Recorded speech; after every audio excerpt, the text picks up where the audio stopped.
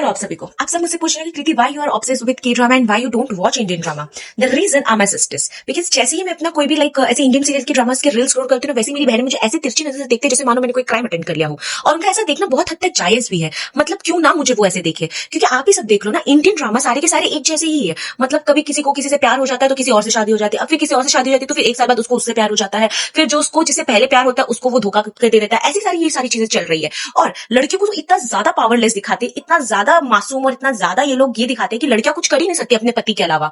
मतलब अगर पति ने कह दिया कि तुम घर से निकलो, उनको घर से निकलना पड़ता है। मतलब अगर पति ने कह दिया कि तुम्हारे वजह से मेरा बच्चा मर गया तो तुम्हारे वजह से मेरा बच्चा मर गया। मतलब लड़कियां स्टैंड ही नहीं लेती है खुद के लिए। स्टैंड कब लेके 20 साल के लीव के बाद। और ये सेम प्रोसेस हर एक सीरियल पे चल रहा है। लाइक हर एक, आप बस चैनल बदलो, सीरियल एक ही चल रहा है। किसी का हस्बैंड किसी के साथ भाग गया तो किसी के हस्बैंड के पास 2 हीरोइन है, तो किसी की हीरोइन के पास 2 हीरो है। यही सारी चीजें चल रही है। तो मैं ये सारी चीजें क्यों देखूं? मुझे नहीं है इंटरेस्ट ये सारी चीजें देखने के लिए। और मुझे एक चीज बताए कि ये ड्रामा अडैप्ट कहां से कर रहे हैं, ये स्टोरी लाइन अब अडैप्ट कहां से करें? क्या रियल लाइफ में ये सारी चीजें चल रही है? क्या रियल लाइफ में किसी को किसी से प्यार होता है और शादी किसी और के साथ होती है, और 2 साल बाद जिससे शादी होती है उससे प्यार हो जाता है, और 3 साल बाद उसके बच्चा अगर उसको कुछ हो जाता है तो उसको वो घर से निकाल देते हैं, ये कहते हैं कि तुम्हारी वजह से सारी चीजें हुई है।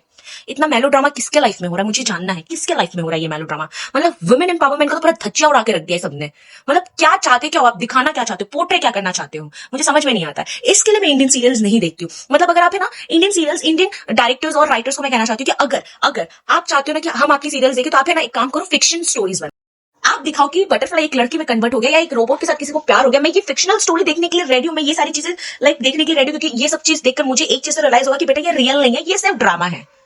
लेकिन ये सारी चीजें जो आप इंडियन टीवी सीरियल्स में दिखा रहे हो, ये सब देखकर मुझे भी ऐसा लगता है कि क्या ये सच में ड्रामा है या फिर सच में ये सारी चीजें हो रही है। मतलब एक टाइम हुआ करता था जब इंडियन ड्रामा अपने पीक पॉइंट पे होता था, जब इंडियन ड्रामा देखने के लिए लोग मरे जाते थे। कि मैं भी देखती थी, मुझे भी बहुत ज्यादा पसंद आता था इंडियन ड्रामास। बहुत सारे ऐसे इंडियन ड्रामास है, इश्कबाज है, इश्क प्यार को क्या नाम दूं, 1000 में मेरी बहना है, महाराणा प्रताप जैसे हिस्टोरिकल्स है। ये सारी चीजें एक टाइम पे आई करती थी। अब क्या आता है, एक ही सीरियल का 10 लीप्स आता है, 10 लीप्स। मतलब एक ही सीरियल चल रहा है हर एक चैनल, मोनोपोली चल रहा है एक सीरियल का।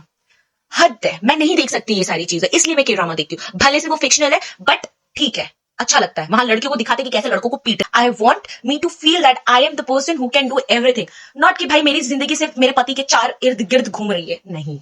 सो please, I hope you all get it. So आज के लिए इतना ही। टाटा बाय बाय, मिलते हैं मेरे अगले वीडियो पे। अगर आपको मेरी वीडियो पसंद आई हो तो प्लीज मेरे वीडियो को लाइक करें, सब्सक्राइब, तो मेरे वीडियो पे कमेंट भी करो। चलो बाय।